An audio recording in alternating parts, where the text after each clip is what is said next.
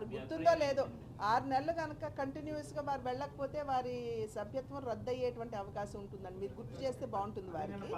And ప్రతిపక్ష హోదా ఉంటేనే నేను వెళ్తానేమండి. నిర్మాణాత్మకంగా మీరు ప్రజా సమస్యలు అసెంబ్లీలో లేవనెత్తాలి. మిమ్మల్ని ప్రజలు ఎన్నుకున్నదే అందుకు కదా. ప్రతిపక్ష హోదా రావడానికి నిబంధన ఉన్నది.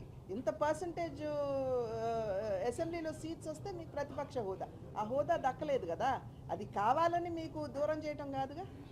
ప్రజలు ఆ రకమైనటువంటి నిర్ణయాన్ని మీకు ఆ ఫలితాన్ని ఇచ్చారు. దాన్ని గౌరవించాలి కదా. గౌరవించి మీరు అసెంబ్లీకి వెళ్ళి ప్రజా సమస్యలను ఎత్తుతూ నిర్మాణాత్మకంగా వాటి పరిష్కారానికి మీ వంతు కృషి మీరు చేయాలి.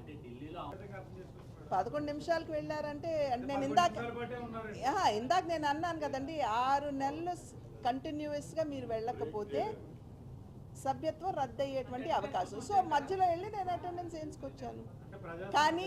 కానీ వారు గుర్తుంచుకోవాల్సింది, ప్రజలు మిమ్మల్ని ఎన్నుకున్నది ఎందుకు? ప్రజా సమస్యల్ని నిర్మాణాత్మకంగా మీరు ఎత్తి చూపుతారని కదా. ఆ సమస్యలకి పరిష్కారాన్ని మీరు ప్రజలకు అందిస్తారని కదా. ఆ బాధ్యతను మీరు విస్మరిస్తే ఇంకా మీరు ప్రజాప్రతినిధి ఏముందండి?